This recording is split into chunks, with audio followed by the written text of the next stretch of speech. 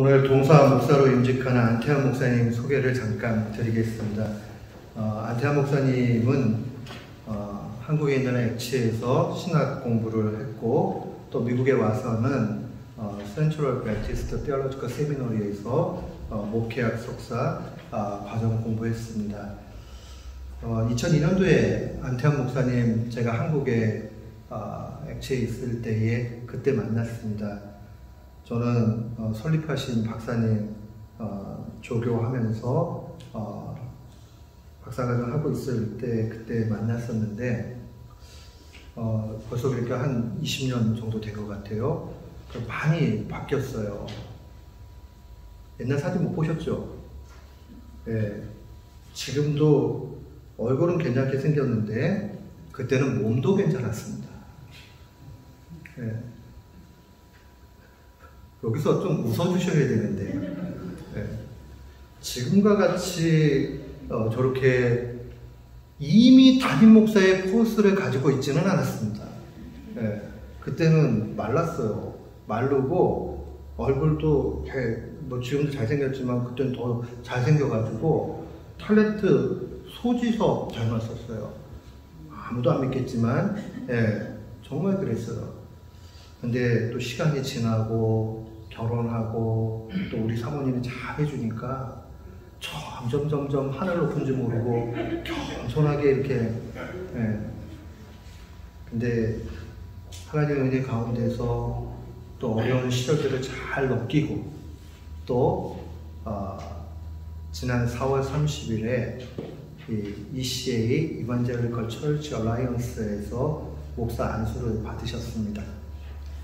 그리고 이제 뭐 최종적으로는 우리 교회가 속해 있는 이반젤리컬 커버넌트 처치 교단으로 트랜스포를 할 계획인데요. 그 모든 과정 중에 저희 교단이 이게 쉽지가 않아요. 그래서 공부를 더 시키는데 어느 교단이나 좀 시키긴 하는데 아주 힘들게 시켜요. 그걸 따라가는 것도 쉽지 않은데 또 그래도 하나님께서 우리 목사님에게 지혜 주시고 또 하셔서 그렇게 잘 할 수 있도록 우리 모든 분들 기도해 주셨으면 좋겠습니다. 우리 목사님이 그 이후부터 저하고는 멘토링 관계로 아주 좋은 관계를 계속 유지를 했고요. 제가 남서교회 교육 목사로 부임했을 때에 또 그때는 부서 목사님들이 전도사님들을 하이어할 수 있는 그런 권한이 있었어요. 그래서 안 목사님을 사역할 수 있도록 하이어했는데 저희 부서에 하지는 않고 다른 부서에다가 했어요. 왜 그랬냐면 그때 매우 훌륭했어요. 그래서 저한테 더 이상 배울 게 없기 때문에 다른 부서에 가서 배우라. 그렇게 해서 아주 잘 했습니다. 그리고 군대를 육군 장교로 복역하면서 그곳에서 교회를 잘 섬기고 군인교회 잘 섬기는 것 통해서 이제 제대하고 나중에 뭐 얘기 들으시겠지만 하나님께서 특별한 은혜를 주셔가지고 모은 돌을 싸그리 다 없어지게 만드시고 그리고 이제 새로운 마음으로 미국 땅으로 오게 됐습니다. 미국으로 이렇게 오게 되면서 이제 저랑 계속 연락을 했기 때문에 보니까 미국 오면 좋겠어요. 그래서 미국 와라 그렇게 얘기했더니 또 바로 준비를 해가지고 금세 왔습니다. 하나님의 섭리가 있을 거라고 생각을 하고 또 그 가운데서 제가 사역할 때마다 좋은 동역자로 늘 그렇게 함께 해주셨는데 오늘 동사 목사로 이렇게 세워지게 돼서 참 감사하게 생각합니다. 또한 우리 이 시간에는 우리 박종훈 목사님께서 우리 안태환 목사님에게 축사와 권면의 말씀을 주실 텐데 저는 개인적으로 우리 교우들이 또 우리 함께 하신 성도님들이 저는 참 박종훈 목사님께 감사드려요.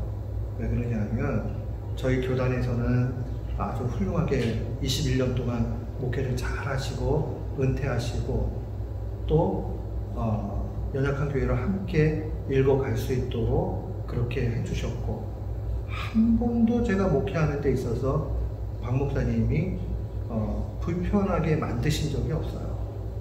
그리고 옛날에는 한국교회에 영수라는 직책이 있었어요. 그 영수는 교역자, 완전한 목사님은 아닌데 교역자 역할도 하면서 하다 교회에 남들이 안 하는 역할은 다 하는 거예요. 청소도 하고 안내도 하고 운전도 하고 뭐도 하고 그냥 내일같이 여기는 일이 영수인데 목사님이 그러시더라고요. 저는 마지막을 은퇴 이후에 영수같이 그렇게 했으면 좋겠습니다. 그리고 교회를 우리가 하나로 이렇게 합치고 목사님이 계속 제 목회를 그렇게 서포트해 주셨는데 저는 우리 목사님이 우리 목사님에게 축사와 권면의 메시지를 전해 주실 때에 우리 목사님이 마음에 좀 깊이 새기셨으면 좋겠어요. 제가 해준 얘기들은 잊어버려도 좋은데 박 목사님이 주시는 말씀만큼은 꼭 새기셨으면 좋겠어요. 그 어른의 지혜가 있습니다. 근데 이 메시지는 우리 모든 성도들이 마음에 간직하면 더욱 좋을 메시지라고 생각합니다. 우리 시간에 박종훈 원로 목사님 나오셔서 축사와 권면의 메시지 전해 주시겠습니다.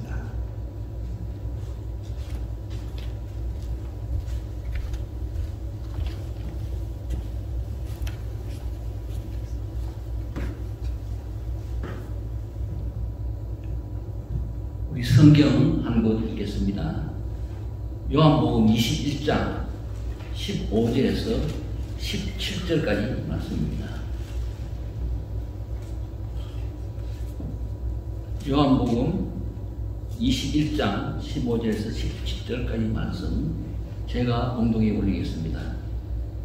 저희가 저밥 먹은 후에 예수께서 시몬 베드로에게 이르시되 요한의 아들 시몬아 내가 이 사람들보다 나를 더 사랑하느냐 하시니 가로되 주여 그러하이다. 내가 주를 사랑하는 줄 주께서 아시나이다. 가라사대 내 어린 양을 먹이라 하시고 또 두 번째 가라사대 요한의 아들 시몬아 내가 나를 사랑하느냐 하시니 가로되 주여 그러하이다. 내가 주를 사랑하는 줄 주께서 아시나이다. 가라사대 내 양을 치라 하시고 세 번째 가라사대 요한의 아들 시몬아 내가 나를 사랑하느냐 하시니 주께서 세 번째 내가 나를 사랑하느냐 하시므로 베드로가 근심하여 가로되 주여 모든 것을 아시오매 내가 주를 사랑하는 줄 주께서 아시나이다. 예수께서 가라사대 내 양을 먹이라. 먼저 우리 목사님으로 안수받으시고 그리고 오늘 저희 교회에 우리 교회 동사 목사님으로 임직되시는 우리 안태한 목사님께 축하의 말씀을 드립니다. 한 외동아들을 가진 부부가 있습니다. 이 부부는 외동아들을 너무너무 사랑했습니다. 그래서 아이가 어릴 적 갓난아기 때부터 하나님께 이 아이를 위해서 기도했습니다. 하나님, 이 아이는 자라면서 그리고 평생 동안 만나는 모든 사람들에게 이 아이를 아는 모든 사람들에게 사랑받는 아이가 되게 해주십시오. 이렇게 기도를 했습니다. 하나님께서는 이 부부의 기도를 들어주셨습니다. 그래서 이 아이는 갓난 아기 때부터 자라면서 모든 사람들의 사랑을 받고 자랐습니다. 근데 자라면서 보니까 이 아이가 사랑만 계속 받고 자라니까 아이가 버릇이 나빠집니다. 아이가 교만해집니다. 아이가 다른 사람들을 우습게 알기 시작했습니다. 자기 마음대로 안 되면 고집을 부립니다. 그래서 이래서는 안 되겠다 하는 생각이 들어서 그 부모님이 다시 기도를 시작했습니다. 하나님, 이 아이는 사랑하는 아이가 되게 해주십시오. 이 아이는 사랑을 주는 아이가 되게 해주십시오. 이렇게 기도하니까 하나님께서 또 그 기도를 들어주셨습니다. 그리고 그 다음부터는 이 아이는 자기가 받은 그 사랑을 주는 귀한 아이가 되었습니다. 그러니까 아이는 인격적으로 가장 바른 하나님께서 사랑하는 모든 사람들이 또 사랑받고 사랑을 주는 귀한 아이로 자랐다는 그런 이야기가 있습니다. 사랑은 받는 것 아닙니다. 사랑은 주는 것입니다. 사랑은 하는 것입니다. 우리 안태한 목사님, 이제 목사 안수 받으시고 동사 목사로 인직하시면서 목회하시면서 주는 사랑을 하는 귀한 목사님 되시기를 축원합니다. 먼저 하나님을 사랑하고 예수님을 사랑해야 합니다. 가장 먼저 하나님을 사랑하고 예수님 사랑하시기 바랍니다. 이 하나님을 사랑하고 예수님을 사랑하는 사랑은 내가 예수님께 받은 사랑에 대한 감사가 없이는 할 수 없습니다. 내가 예수님께 하나님께 받은 그 은혜에 대한 감사와 감격이 없으면, 내가 구원의 그 기쁨이 없으면 이 감사가 나오지 않습니다. 그래서 사랑을 하려면 먼저 그 예수님의 사랑에 감격할 수 있어야 합니다. 사랑을 받을 줄 알아야 됩니다. 그 사랑에 감사할 줄 알아야 됩니다. 바다를 눈물로 삼고 땅 위를 내 모두 두루마리로 삼아도 하나님께 대한 그 사랑, 그 감사, 내가 다 쓸 수 없다는 그 고백이 있어야 이 사랑을 할 수 있습니다. 너를도 눈물로서 못 갚을 줄 알아라. 주님, 내 이 몸밖에 드릴 것 없어. 이 몸을 드립니다 하는 그 감격이 없이는 예수님을 사랑할 수 없습니다. 그래서 먼저 예수님을 사랑하기 위해서 예수님께 주신, 하나님께 주신 그 사랑에 감격하고 감사하고 구원의 기쁨과 소망을 가지는 신앙생활을 하시기 바랍니다. 오늘 본 말씀, 오늘 제가 방금 읽은 말씀에 보면 예수님께서 자신을 배반하고 그리고 부활하신 예수님을 보고도 디베라 바닷가로, 갈릴리 바다지요, 바닷가로 고기 잡으러 간 베드로에게 나타나셔서 말씀하십니다. 내가 나를 사랑하느냐. 베드로는 자신이 지은 허물과 죄를 자신은 압니다. 나는 예수님을 배반했는데 이런 나를 찾아오셔서 내가 나를 사랑하냐고 물으시는 예수님의 그 모습에서 베드로는 아마 감사와 감격이 넘쳤을 것입니다. 그래서 베드로는 고백합니다. 주님, 제가 주님을 사랑합니다. 그러니까 예수님께서 베드로에게 뭐라고 말씀하십니까? 내 양을 치라고 말씀하십니다. 내 양을 먹이라고 말씀하십니다. 누구의 양입니까? 너의 이입니까? 나의 이입니까? 성경을 보시기 바랍니다.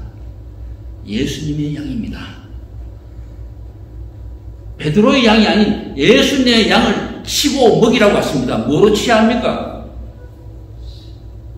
예수님께 받은 그 사랑에 대한 감격, 예수님을 사랑하는 그 사랑으로 쳐야 합니다. 그리고 먹여야 합니다. 말씀으로 먹여야 합니다. 사랑으로 쳐야 합니다. 사랑이 없으면 바로 먹일 수가 없습니다. 사랑이 없으면 바로 칠 수가 없습니다. 내가 예수님을 사랑하는 그 사랑으로 내가 이 양들을 쳐야 되겠다는 그 열망과 그 마음이 있어야 합니다. 그러기 위해서는 기도해야 합니다. 성령 충만함 받아야 합니다. 말씀 묵상해야 합니다. 말씀 읽어야 합니다. 충성해야 합니다. 시인인 한 아버지에게 어린 딸이 물었습니다. 아빠는 어떻게 해서 시인이 되었어? 그러니까 그 시인이 이런 이야기 해주었습니다. 내가 초등학교 5학년 때 하루는 학교가 파고 집으로 돌아가는데 그때가 가을이었는데 들에 두른 곡식들이 황금 물결을 이루고 허수아비가 서있고 참치떼들이 날아다니고 하늘은 강렬한 햇빛이 찌고 하늘의 밝은 하늘에는 구름이 두둥두둥 떠가는데 그 광경이 너무너무 아름다웠다고 해서 너무너무 아름다워서 그 경치를 본다고 매일 보는 게 있는데 그날따라 너무너무 그 광경이 아름다워서 계속 보다가 그만 해가 져버렸어. 그래서 밖에 집에 돌아갔는데 어머니가 짝대기를 들고 왜 학교에서 이렇게 늦었냐고 친구들하고 놀다가 왔다고 어머니가 때리더라고. 그래서 자기가 열심히 설명했다고. 내가 오다가 너무너무 아름다운 경치를 봐서 이 경치를 내가 보다가 시간이 늦어서 늦게 왔다고. 근데 어머니는 이해하지 아니고 때렸다고. 그때 자기가 결심을 했다고 했답니다. 내가 본 이 아름다운 광경을, 내가 가진 이 감정, 내 이 감격을 내가 누구에게든지 내가 바로 설명해 줄 수 있게 해줘야 되겠다. 그러기 위해서는 내가 연습을 해야 된다고. 그래서 자기가 그 광경, 자기가 가진 그 모든 것을 바로 다른 사람에게 전달하기 위해서 열심히 노력했다고 합니다. 그러다 보니까 저절로 신이 되었다고 그렇게 이야기했다고 합니다. 마찬가지입니다, 목사님. 내가 성경 가운데서 만나는 하나님, 내가 묵상하면서 만나는 하나님, 기도 가운데서 만나는 하나님, 그리고 그 예수님의 그 크신 사랑, 매일매일 십자가 앞에 나가서 주님의 십자가 앞에 엎드려서 주님께서 주신 그 크신 은혜에 감격하는 그 감격, 이것을 성도들에게 바로 전달해야 합니다. 내가 만난 하나님을 보여줄 수 있어야 합니다. 내가 하나님 만났다 이 말 한마디로 되는 것 아닙니다. 내가 바로 그것을 그분들도 똑같은 그 감정을 가질 수 있도록, 그분 똑같은 예수님을 만나고 하나님을 만날 수 있도록 내가 설명해주고 내가 전달해야 하는, 그게 설교입니다. 목사님 많이 연습하시기 바랍니다. 기도하며 연습하시기 바랍니다. 성경 말씀 묵상하면서 연습하시기 바랍니다. 이심선생의 수필 가운데 이런 수필이 있습니다. 글이 있습니다. 시인이 시를 쓸 수 있는 것은 요술가이 마술 부리는 마술하는 사람들이 손을 펼 때마다 꽃이 팍팍 튀어나오고 손을 펴면 비둘기가 날아가고, 그것이 그냥 되는 것 아니었다고.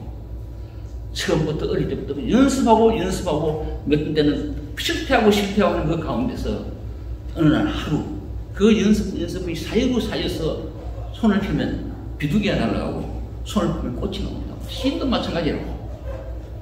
내가 가진 이것을 표현해내는 것을 연습과 부단한 연습 가운데서 그렇게 나타나는, 목사님도 마찬가지입니다.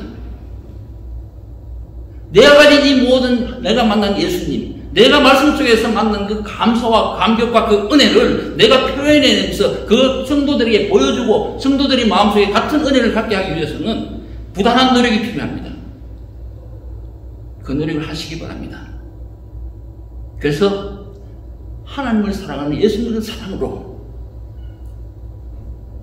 성도들을 치고 성도들을 먹이는 귀한 목사님이 되시기를 주님을 축원합니다. 그리고 한 가지만 더 말씀드리겠습니다. 제가 오늘 본문에 길어서 막 읽지를 안 했는데 그 뒤에 보면, 방금 읽었는 그 뒤에 보면 예수님께서 베드로가 어떠한 죽음으로 하나님께 영광을 돌릴 것을 말씀하십니다. 그때 베드로가 예수님께 묻습니다. 요한이 있거든요. 요한, 저 사람은 앞으로 어떻게 되겠습니까?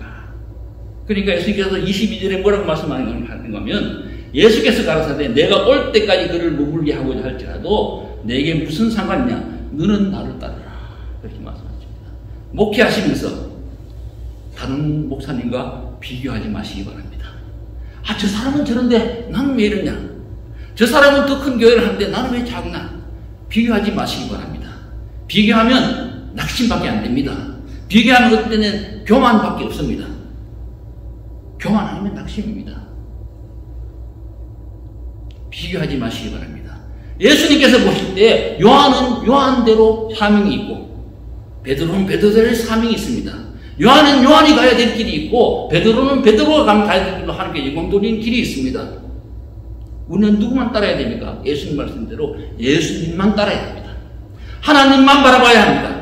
그리고 예수님만 바라보면서 다른 것 보지 말고, 다른 환경 보지 말고 예수님만 보면서 목회하시기 바랍니다. 그러면 훌륭한 목회가 됩니다. 큰 목회가 안 되고 안 되는지 될지 몰라도 그건 좀 모릅니다. 그러나 하나님께서 칭찬하시는 훌륭한 목회가 됩니다.